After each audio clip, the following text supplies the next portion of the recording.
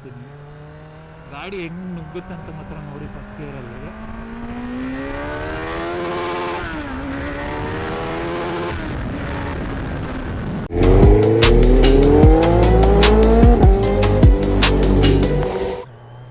ನಮಸ್ತೆ ಬಾಯ್ಸ್, ಹೇಗಿದ್ದೀರಾ? ಚೆನ್ನಾಗಿದ್ದೀರಾ ಅಂದ್ಕೊಂಡಿದ್ದೀನಿ. ನಾನು ನಿಮ್ಮ ಝೆಡ್ ಬೈಕ್.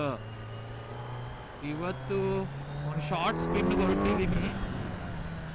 ಹಂಗೆ ನಿಮ್ಮ ಹತ್ರ ಸ್ವಲ್ಪ ಥಿಂಗ್ಸ್ ಡಿಸ್ಕಸ್ ಮಾಡೋಣ ಅಂತ ಡಿಸೈಡ್ ಮಾಡಿದ್ದೀನಿ. ನಾನು ಆಮೇಲೆ ಇವತ್ತು ಸೂಪರ್ ಎಕ್ಸೈಟೆಡ್ ಆಗಿದ್ದೀನಿ. ಎಂತಕ್ಕಂದರೆ ಇದೇ ನನ್ನ ಫಸ್ಟ್ ಮೋಟೋ ವ್ಲಾಗ್. ನಾನೇನು ಇಂಟ್ರೊಡಕ್ಷನ್ ಎಲ್ಲ ಏನೂ ಕೊಟ್ಟಿಲ್ಲ, ಬಟ್ ಸ್ಟಿಲ್ ಏನು ಅಂದ್ಕೊಂಡಿದ್ದೀನಿ ಅಂದರೆ ಫಸ್ಟ್ ವೀಡಿಯೋನ ಇನ್ಫಾರ್ಮೇಟಿವ್ ವೀಡಿಯೋ ಮಾಡಬೇಕು ಅಂತ ಅಂದ್ಕೊಂಡಿದ್ದೀನಿ. ಈ ವಿಡಿಯೋದಲ್ಲಿ ಏನು ಡಿಸ್ಕಸ್ ಮಾಡ್ತೀನಿ ಅಂದರೆ ಪ್ರೀ ಓನ್ಡ್ ಬೈಕ್ಸ್ ಬಗ್ಗೆ. ಯೂಸ್ಡ್ ನೀವೇನಾದರೂ ಪ್ಲ್ಯಾನ್ ಮಾಡಿದರೆ, ಫ್ಯೂಚರಲ್ಲಿ ಪ್ಲ್ಯಾನಿಂಗ್ ಇರುತ್ತೆ ಆಬ್ವಿಯಸ್ಲಿ. ಎಲ್ಲ ಬೈಕರ್ಸ್ ಯಾರ್ಯಾರು ನೋಡ್ತಿರ್ತೀರಾ ಅವ್ರಿಗೆಲ್ಲರಿಗೂ ಸೂಪರ್ ಬೈಕ್ ಅಪ್ಗ್ರೇಡ್ ಮಾಡಬೇಕು, ಇನ್ಲೈನ್ 4 ತೊಗೋಬೇಕು ಅಂತ ತುಂಬ ಇಂಟ್ರೆಸ್ಟ್ ಇರುತ್ತೆ. ಹಾಗೆ ಟಿಪ್ಸು ಮತ್ತು ಏನೇನು ಕನ್ಸಿಡರ್ ಮಾಡಬೇಕು ಅನ್ನೋದನ್ನೆಲ್ಲ ಈ ವಿಡಿಯೋಲಿ ಡಿಸ್ಕಸ್ ಮಾಡೋಣ ಅಂತ ಅಂದ್ಕೊಂಡು. ಓಕೆ, ಬರೋಣ ಟಾಪಿಕ್ಗೆ. ನೀವು ಪ್ರೀ ಓನ್ಡ್ ಬೈಕ್ ತೊಗೊಳಕ್ಕೆ ಏನಾದರೂ ಪ್ಲ್ಯಾನ್ ಮಾಡಿದರೆ ಏನೇನು ಪ್ರಿಪ್ರೇಷನ್ಸ್ ಮಾಡ್ಕೋಬೇಕು ಎಲ್ಲ ನಾನು ಈ ವಿಡಿಯೋದಲ್ಲಿ ಹೇಳ್ತಾ ಬರ್ತೀನಿ. ಫಸ್ಟ್ ಇಂಪಾರ್ಟೆಂಟ್ ಥಿಂಗು ಎಲ್ಲಿಂದ ಪರ್ಚೇಸ್ ಮಾಡಬೇಕು ಅಂತ. ನಿಮಗೆ ಮೋಸ್ಟ್ ಕಾಮನ್ ಪ್ಲ್ಯಾಟ್ಫಾರ್ಮ್ ಏನಿದೆ OLX ಅಲ್ಲಿ ಎಲ್ಲರೂ ಸರ್ಚ್ ಮಾಡ್ತೀರಾ. ಅದೊಂದು ಆಪ್ಷನ್ ಇದೆ. ಇನ್ನೊಂದು ಆಪ್ಷನ್ ಬಂದು ಡೀಲರ್ಸ್ ಹತ್ರ ಪರ್ಚೇಸ್ ಮಾಡೋದು. ಇನ್ನೊಂದು ಆಪ್ಷನ್ನು ಇನ್ಸ್ಟಾಗ್ರಾಮ್ ಮಾರ್ಕೆಟಿಂಗ್, ಅದು ಇದು ಅಲ್ಲಿ ಇಲ್ಲಿ ಆಗ್ತಾ ಇರ್ತಾರೆ, ಅದರಲ್ಲಿ ನೋಡೋದು. ನನ್ನ ಆಪ್ಷನ್ ಯಾವತ್ತು ಡೈರೆಕ್ಟ್ ಬೈಯರ್ ಜೊತೆ ಕಾಂಟ್ಯಾಕ್ಟ್ ಇರೋದು, ನಿಮ್ಮ ಫ್ರೆಂಡ್ ಸರ್ಕಲಲ್ಲಿ ನೋಡೋದು. ಇದು ಸಖತ್ ಇಂಪಾರ್ಟೆಂಟು. ಆವಾಗಲೇ ನಿಮಗೆ ಒಂದು ಜೆನ್ಯೂನ್ ಗಾಡಿ ಸಿಗುತ್ತೆ. ಆಮೇಲೆ OLX ಅಲ್ಲಿ ಕೂಡ ಸಿಗುತ್ತೆ, ಇಲ್ಲ ಅಂತ ಅಲ್ಲ, ಬಟ್ ನೀವು ಸ್ವಲ್ಪ ಸ್ಕೆಪ್ಟಿಕಲ್ ಆಗಿಬಿಡ್ತೀರಾ. ಗಾಡಿ ಜೆನ್ಯೂನ್ ಆಗಿರೋದು ಸಿಗುತ್ತಾ ಇಲ್ವಾ ಆ ಥರ ಎಲ್ಲ ಸ್ವಲ್ಪ ಸ್ಕೆಪ್ಟಿಕಲ್ನೆಸ್ ಬರುತ್ತೆ. ಅದಕ್ಕೆ ನನ್ನ ಸಜೆಷನ್ ಏನಂದರೆ ಡೀಲರ್ಸ್ ಹತ್ರ ಸೆಕೆಂಡ್ ಆಪ್ಷನ್ಸ್ ಇಟ್ಕೊಳ್ಳಿ. First option OLX direct buyer ಜೊತೆ ಕಾಂಟ್ಯಾಕ್ಟ್ ಎಸ್ಟಾಬ್ಲಿಷ್ ಮಾಡೋಕ್ಕೆ ಟ್ರೈ ಮಾಡಿ. ಆಮೇಲೆ ನೆಕ್ಸ್ಟ್ ಪಾಯಿಂಟ್ ಏನಂದರೆ ನಿಮಗೆ ಸಖತ್ ಡೌಟ್ ಇರ್ಬೋದು ಪ್ರೈಸಿಂಗು. ಮಾರ್ಕೆಟ್ ಪ್ರೈಸ್ ಏನಿದೆ ಅಂತ ಫಸ್ಟ್ ಅರ್ಥ ಮಾಡ್ಕೋಬೇಕು ಒಂದು ಬೈಕ್ದು. ಯಾವುದೇ ಬೈಕ್ ಆಗಿರಲಿ, ಇರ್ರೆಸ್ಪೆಕ್ಟಿವ್ ಡ್ಯೂಕ್ 390 ಆಗಿರಲಿ, ಅದಕ್ಕೇನು ಮಾರ್ಕೆಟ್ ಇದೆ ಅಂತ. ಫಸ್ಟ್ ಮಾರ್ಕೆಟ್ ಚೆನ್ನಾಗಿತ್ತು ಡ್ಯೂಕಿಗೆ, ಇವಾಗ ಮಾರ್ಕೆಟ್ ಇಲ್ಲ.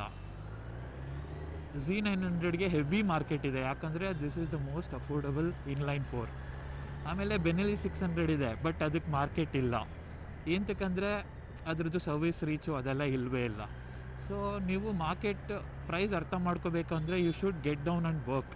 ನೀವು ಹೋಗಬೇಕು, ತುಂಬ ಬೈಯರ್ಸ್ ಯಾರ್ಯಾರು ಸೆಲ್ ಮಾಡ್ತಾ ಇದ್ದಾರೆ ಅವ್ರ ಜೊತೆ ಸ್ವಲ್ಪ ಮಾತಾಡಬೇಕು, ಪ್ರೈಸ್ ಅರ್ಥ ಮಾಡ್ಕೋಬೇಕು. ಅವ್ರ ಹತ್ರ ಫೈನಲ್ ನೆಗೋಷಿಯೇಷನ್ ಥರ ನೆಗೋಷಿಯೇಟ್ ಮಾಡಿಬಿಟ್ಟು ಅವ್ರ ಫೈನಲ್ ಪ್ರೈಸ್ ಅರ್ಥ ಮಾಡ್ಕೊಳ್ಳಿ. ಆಮೇಲೆ ಬೇರೆಯವ್ರ ಹತ್ರನೂ ಮಾತಾಡಿ ಅವ್ರ ಫೈನಲ್ ಪ್ರೈಸ್ ಅರ್ಥ ಮಾಡ್ಕೊಳ್ಳಿ.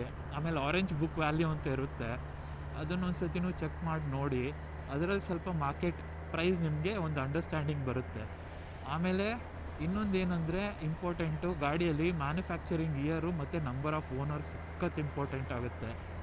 ನಾನೇನು ನಿಮ್ಗೆ ಬೋನಸ್ ಪಾಯಿಂಟ್ ಹೇಳೋಕ್ಕೆ ಇಷ್ಟಪಡ್ತೀನಿ ಅಂದರೆ, ಯಾವತ್ತೇ ಆಗಲಿ ಮಿನಿಮಮ್ 4 ಇಯರ್ಸ್ ಒಳಗಿರೋ ಗಾಡಿ ತೊಗೊಳ್ಳಿ. 4 ಇಯರ್ಸ್ಗೂ ಹಳೇದು ತೊಗೊಳಕ್ಕೆ ಹೋಗಬೇಡಿ.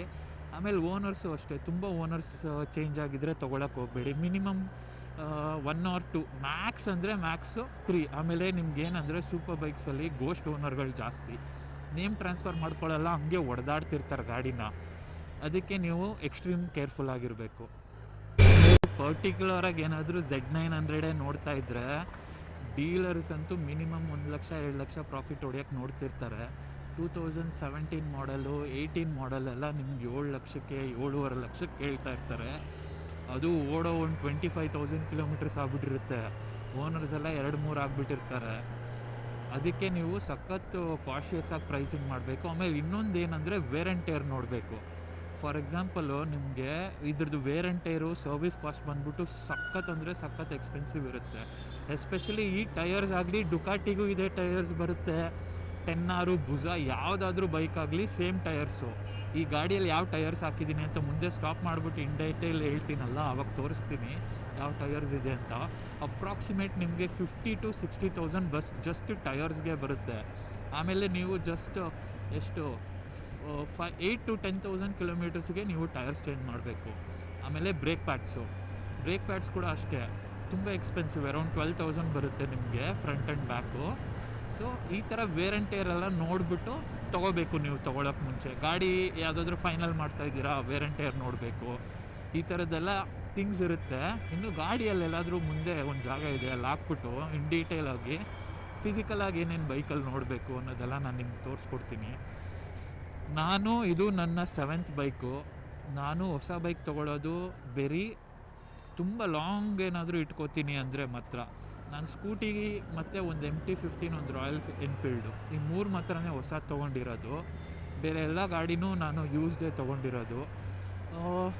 ಯೂಸ್ಡ್ ಏನಕ್ಕೆ ತೊಗೋತೀನಿ ಅಂದರೆ, ಆಮೇಲೆ ನನ್ನ ಬಿಡಿ, ಕರ್ನಾಟಕದಲ್ಲಿರೋದಾಗಲಿ ಇಂಡಿಯಾದಲ್ಲಿರೋರಾಗಲಿ ಫಾರಿನ್ ಥರ ಏನಕ್ಕಂದರೆ ಅವರು ಗಾಡಿ ಬೋರ್ ಆದರೆ ಚೇಂಜ್ ಮಾಡ್ತಾರೆ. ಇನ್ನೊಂದು ಆಮೇಲೆ ನನ್ನ ರೀಸನ್ ಬಂದು, ನಾನು ಮಿಡಲ್ ಕ್ಲಾಸ್ ಫ್ಯಾಮಿಲಿ ಅವನು, ನನಗೆ ಅಷ್ಟೊಂದು ಹೊಸ ತೊಗೊಳ್ಳೋಷ್ಟೆಲ್ಲ ಬಡ್ಜೆಟ್ ಇಲ್ಲ. ಅದಕ್ಕೆ ನಾನು ಪ್ರೀ ಓನ್ಡೇ ನೋಡ್ತೀನಿ. Earning much of your packet. ನಿಮಗೆ ಪಾಕೆಟ್ ಫ್ರೆಂಡ್ಲಿ ಇರುತ್ತೆ ನಿಮಗೆ ಪ್ರೀ ಓನ್ ತೊಗೊಂಡ್ರೆ ಯಾವಾಗಲೂ. ಸೊ ಅದೇ ಒಂದು ರೀಸನ್ನು. ಆಮೇಲೆ ಹೊಸ ತೊಗೊಂಡ್ರೆ ನಿಮಗೆ 14 lakhs ಆ ಥರ ಬರುತ್ತೆ. ಈ ಬೈಕಲ್ಲೇ ನಿಮಗೆ 8 to 9 lakhsಲ್ಲಿ ಸಿಗುತ್ತೆ ನಿಮಗೆ. ಸೊ ನಿಮ್ಗೆ ಆಲ್ಮೋಸ್ಟ್ 6 to 7 lakhs ಸೇವ್ ಮಾಡ್ಬೋದು.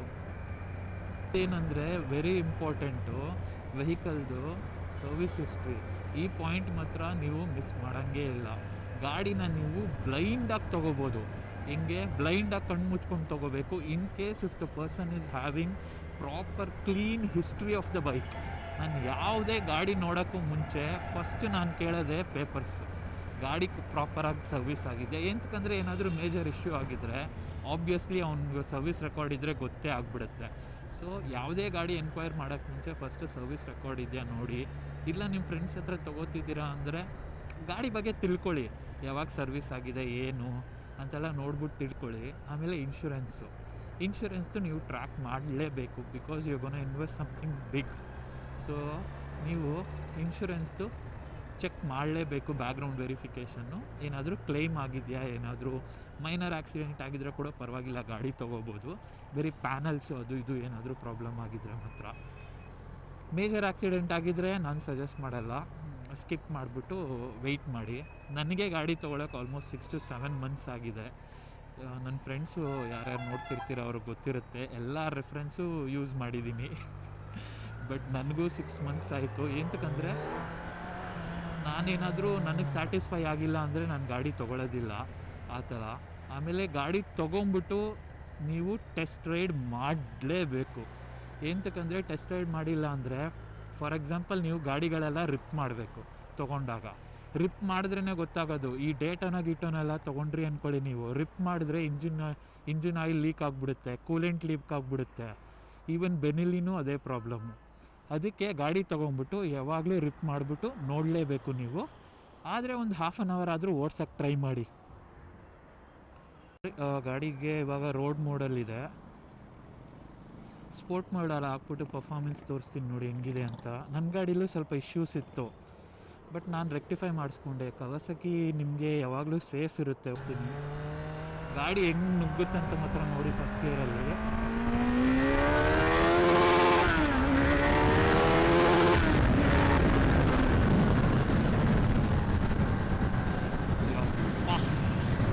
ಸ್ಪೋರ್ಟ್ ಮೋಡಲ್ಲಿ ಆ್ಯಕ್ಚುಲಿ 4 seconds ಬೇಕು 120ಗೆ. ಬೇಗ ರೆಡ್ ಲೈನ್ ಆಗಿಬಿಡುತ್ತೆ ಗಾಡಿ, ಗೊತ್ತೇ ಆಗಲ್ಲ. ನನಗೆ ಡ್ಯೂಕ್ನೆಲ್ಲ ನಾನು ಹೆವಿ ಚಚ್ಚಾಡ್ಬಿಟ್ಟಿದ್ದೀನಿ ನಾನು. ಸೊ ನನಗೆ ಏಕ್ದಮ್ ತೊಗೊಂಡಿದ್ದ ತಕ್ಷಣ ನೀವೆಲ್ಲ ಓಡ್ಸೋಕ್ಕೆ ಹೋಗ್ಬೇಡಿ.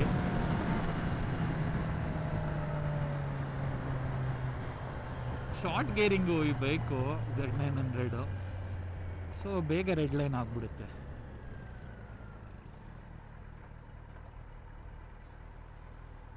ಇದೇ ಏರಿಯಾದಲ್ಲಿ ನಾನೊಂದು ಶಾರ್ಟ್ ಅಪ್ಲೋಡ್ ಮಾಡಿರ್ತೀನಿ ನೋಡಿ. ಯಾವುದೋ ನನ್ನ ಮೇಲೆ ಹಂಗೆ ಬಂದ್ಬಿಟ್ಟಿದ್ಲು ಇಲ್ಲಿ.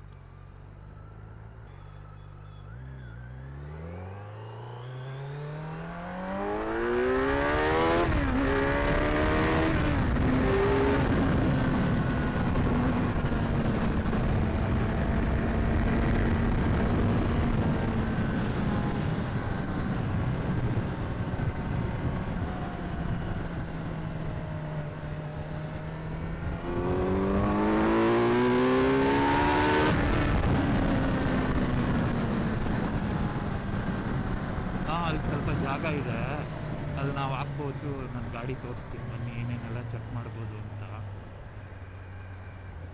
ಬಟ್ ಇಲ್ಲಿ ಗಲೀಜೇನೋ ಇದೆ ಅನಿಸುತ್ತೆ. ಓ ಶಿಟ್. ಗಾಡಿಯಲ್ಲಿರೋದು ಮಿಷಲಿನ್ ರೋಡ್ 6 ಹಿಂದೆ ಹಾಕಿರೋದು 190/55 ZR17. ಇದಕ್ಕೆ this is one of the best tyre. ಎಂತಕ್ಕಂದರೆ ರೋಡ್ ಗ್ರಿಪ್ ಮಾತ್ರ ಕ್ರೇಜಿಯಾಗಿರುತ್ತೆ, ಆಮೇಲೆ ಲೈಫು ಚೆನ್ನಾಗಿರುತ್ತೆ. ನೀವು ಇಲ್ಲಿ ರೋಸಾ ಕೋರ್ಸ ಅದೆಲ್ಲ ಹೋದರೆ ಲೈಫ್ ಕಮ್ಮಿ, ಇದು ಲೈಫ್ ಸಖತ್ತಾಗಿರುತ್ತೆ. ಆಮೇಲೆ ಇದರಲ್ಲಿ ನೋಡಿ ಫ್ರಂಟಲ್ಲಿ Michelin road 6 120/70 ZR17. It's one of the best. ಆಮೇಲೆ ಗಾಡಿ ತೊಗೋಬೇಕಾದ್ರೆ ಯಾವತ್ತೂ ಮ್ಯಾನುಫ್ಯಾಕ್ಚರಿಂಗ್ ಇಯರ್ ನೋಡಬೇಕು ನೀವು, ಅದು ಸಖತ್ ಇಂಪಾರ್ಟೆಂಟು. ಈ ಟೈರ್ ಕಾಸ್ಟೇ ನಿಮ್ಗೆ ಅರೌಂಡ್ 50,000 ಬರುತ್ತೆ. ಆಮೇಲೆ ಆಕ್ಸೆಸರೀಸ್ ಇದೆ ಅಂದ್ಬಿಟ್ಟು ಅವರು ಪ್ರೈಸ್ ಜಾಸ್ತಿ ಹೇಳ್ತಾರೆ, ಯಾವತ್ತೂ ಅದನ್ನು ನಂಬಕ್ಕೆ ಹೋಗಬೇಡಿ. ಆಕ್ಸೆಸರೀಸ್ಗೆ ವ್ಯಾಲ್ಯೂಸೇ ಇಲ್ಲ. ಎಕ್ಸಾಸ್ಟಿಗಿದೆ, ಟ್ಯೂನ್ಗಿದೆ, ಡಿಸೈನ್ ಟ್ಯಾಂಕ್ ಪ್ಯಾಡ್ ನೋಡಿ 10,000 ರೂಪೀಸ್ ಬರುತ್ತೆ ಆಲ್ಮೋಸ್ಟು. ಎಲ್ಲ ಕಿತ್ಕೊಂಡ್ಬರ್ತಾ ಇದೆ. ಅವ್ರು ಹಾಕ್ಸಿನೇ 3 ಇಯರ್ಸ್ ಏನೋ ಆಗಿದೆ. ಸ್ಟ್ರೀಟ್ ಟ್ರಿಪ್ಪಲ್ ನೋಡಿ. ಸೊ ಅದು ಬಿಟ್ಟರೆ ಗಾಡಿ ನೋಡಿ ಈ ಥರ ಇದೆ ನಂದು ನೋಡೋಕ್ಕೆ. ಇದು 2021 ಮ್ಯಾನುಫ್ಯಾಕ್ಚರ್ಡು, 2021 ರಿಜಿಸ್ಟರ್ಡ್ ಬೈಕು. ಇದರಲ್ಲಿ ನಿಮಗೆ TFT ಇದೆ, 25 PS. ಇದು ಟ್ಯಾಂಕ್ ಬಂದ್ಬಿಟ್ಟು PPF ಆಗಿದೆ. ಸೊ PPF ಮಾಡಿಸಿದ್ದೀನಿ, ಅದು ಮಾಡಿಸಿದ್ದೀನಿ ಅಂತೆಲ್ಲ ಹೇಳ್ತಾರೆ ನಿಮಗೆ.